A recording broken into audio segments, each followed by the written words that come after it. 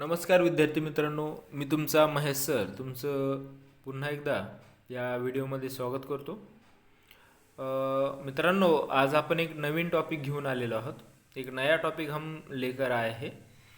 Exam में आपको एक क्वेश्चन पूछा जाता है. आपको एक शब्द दिया जाता है और उस शब्द के आधार पर आपको एक सेंटेन्स बनाना होता है ना. मराठीमध्ये अब तुम्हाला मराठीच्या पेपरमध्ये एक शब्द दिला जातो. हिंदी का पेपर हो या मराठी का पेपर हो, है ना. हिंदी में भी ये क्वेश्चन पूछा जाता है, मराठी में भी ये क्वेश्चन पूछा जाता है. आपको एक शब्द दिया जाता है, तुम्हाला एक शब्द दिला जातो आणि त्या शब्दावरून तुम्हाला वाक्यात उपयोग करायचा असतो. ओके, चलो हम डायरेक्ट उस क्वेश्चन की तरफ ही जाते हैं. शब्दाचा वाक्यात उपयोग करा. एक है तोंड भर, है ना. आपको एक ऐसे शब्द दिया जाएगा, तोंड भर. सबसे पहले तो आपको जो वर्ड दिया गया है उसका मीनिंग आपको पता होना चाहिए. अरे समझ में, मतलब आपके पास होकैबलरी होनी चाहिए. मराठी की होकैबलरी बहुत इम्पोर्टेंट है. जो शब्द है उसका प्रॉपर मीनिंग आपको पता होगा तो ही आपको इस शब्द का वाक्य में प्रयोग करना आएगा. आ रहा है समझ में. आपको उस वर्ड का मीनिंग ही पता नहीं है तो फिर आप उस शब्द का जो सेंटेंस है वो बिल्कुल भी नहीं बना सकते हो. ओके, तो इसलिए वोकैबुलरी बहुत ही इम्पोर्टेंट होती है. इसलिए आपको जो पाठ्यपुस्तक दिए जाते हैं वो आपको जो पाठ है वो आपको पढ़ने होते हैं, उसको समझना होता है. आ रहा है समझ में. पर आजकल के बच्चे सबसे बड़ी गलती करते हैं पढ़ाई में कि वो मराठी हो या हिंदी हो या इंग्लिश हो, उसके जो पाठ है वो बिल्कुल भी पढ़ते नहीं थे. जब हम छोटे थे, स्कूल में जाते थे, तब हम एक एक पाठ 10-10 बार पढ़ते थे. वो मराठी का हो, हिंदी का हो, इंग्लिश का हो, इतिहास का हो, है ना, किसी भी सब्जेक्ट का हो. पाठ पढ़ना बहुत ही इम्पोर्टेंट है. वो पाठ पढ़ने से एक तो आपको पढ़ना अच्छे से आता है, आपकी होकैबलरी बढ़ती है. आ रहा है समझ में. आपकी पढ़ने की अच्छी आदत आपको लगती है. ओके, तो बहुत सारी चीज़ें पाठ पढ़ने से होती है. तो आजकल के बच्चे यही गलती करते हैं कि पाठ पढ़ते नहीं है. तो ये ध्यान दो बच्चों कि पाठ पढ़ा करो. मराठी का हो, हिंदी का हो, किसी भी सब्जेक्ट का हो, इंग्लिश का हो, हिस्ट्री हो, जियोग्राफी हो, साइंस हो, किसी भी सब्जेक्ट का आप क्या करोगे, पहले पाठ पढ़ोगे, अच्छे से उसको समझ लोगे. एक बार आप पाठ पढ़ोगे, सिर्फ पाठ पढ़ने से भी कुछ नहीं होता है. आप उसको पाठ को पढ़ो जब तक वो पाठ आपको समझ में नहीं आता है ना. मराठी में उसे धड़ा बोलते हैं. वो आपको समझ में नहीं आता है, उसके हर एक शब्द का मीनिंग आपको पता नहीं है, तब तक उसको छोड़ो मत. अरे समझ, थोड़ी तकलीफ होगी. पढ़ाई करना इतना आसान नहीं है और मुश्किल भी नहीं है. जो बच्चा मेहनत करता है उस मेहनत का फल आपको मिलेगा ही मिलेगा. अरे समझ में. तो पाठ अच्छे से पढ़ो, 2-3 बार पढ़ो. उसका जब तक जो आपने पढ़ा है उसका मीनिंग आपको समझ में नहीं आता है तब तक वो पढ़ो. 2-3-4 बार आपको पाठ पढ़ने से नहीं उसका मीनिंग समझ में आ रहा है तो आपके टीचर को पूछो. आपके घर में कोई बड़ा होगा, है ना, होशियार होगा, तो उससे पूछो, है ना. आपका कोई दोस्त होशियार होगा तो उसको मीनिंग पूछो. आपने क्या कहाँ पे क्लास लगाए तो क्लास के मैडम को पूछो, आपके टीचर को पूछो. अरे समझ में.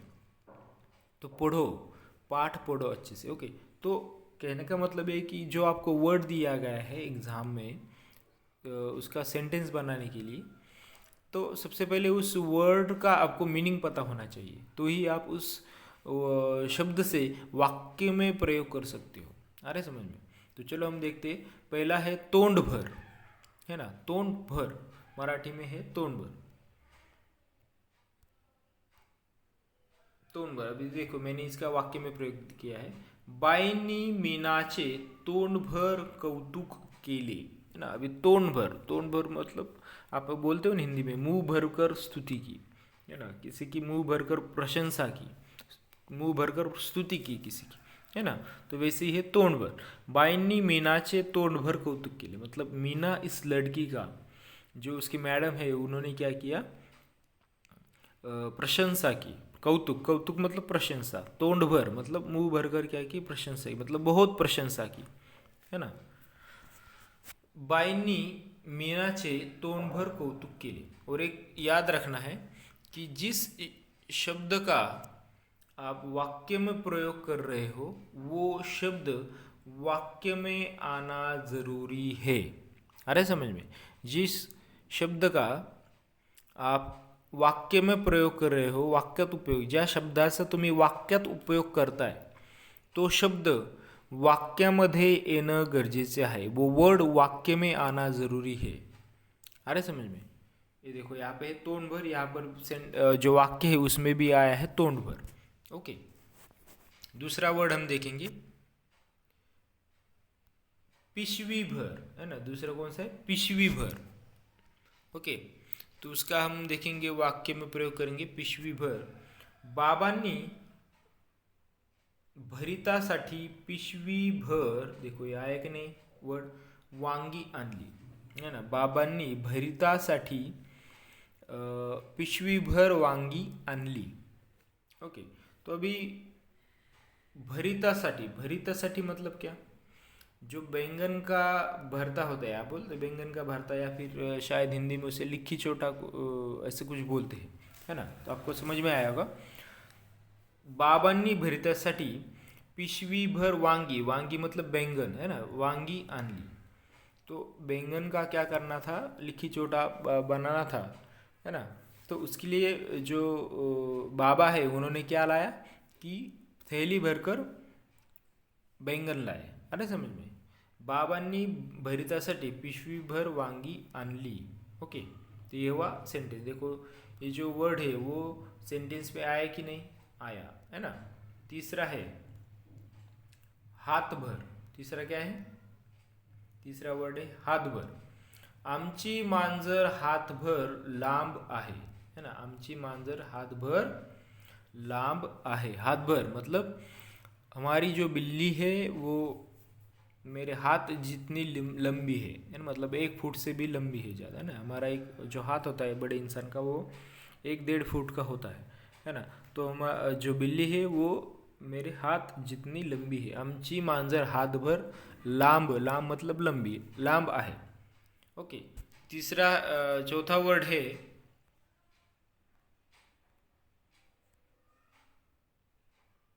घरभर। क्या है, घरभर। पंती पेटवल्यावर घरभर प्रकाश पडला। घरभर मतलब पूरे घर भर कर। पंती पेटवल्यावर घरभर प्रकाश पडला। ओके, पंती मतलब छोटा सा दिया होता है ना, दिवाली के दिन हम उसका यूज करते हैं, पंती बोलते हैं उसके। पंती पेटवल्यावर घरभर प्रकाश पडला, है ना। सारे घर में क्या हुआ, उजाला हुआ, है ना। जब उन्होंने पंती, शाम के वक्त पंती उन्होंने लगाई, जलाई पंती, तो सारे घर में क्या हुआ, उजेड़ हो गया, ना, प्रकाश हो गया। तो पंती पेटल्यावर घरभर प्रकाश पडला। देखो यहाँ पर भी जो वर्ड दिया है वो सेंटेंस में आया है। सबसे पहले वो वर्ड का मीनिंग आपको पता होना चाहिए। ओके, पांचवा है आनंद। आनंद मतलब क्या, खुशी, है ना। हरवलेला चेंडू सापडल्याने मला खूप आनंद झाला। हरवलेला चेंडू सापडल्याने मला खूप आनंद झाला। आनंद मतलब खुशी। जो अभी बच्चे खेलते हैं, क्रिकेट खेलते हैं, तब क्या होता है कि कोई बच्चा दूर शॉट मार देता है और जो गेंद है वो दूर चली जाती है, तो कभी मिलती नहीं है। और कभी कभी क्या होता है, ऐसे ही खेलते खेलते हम उस तरफ जाते हैं तो वो गेंद अब मिल जाती है। तब हमें क्या होती है, बहुत दिनों बाद वो हमें गेंद वहाँ पर ही मिलती है।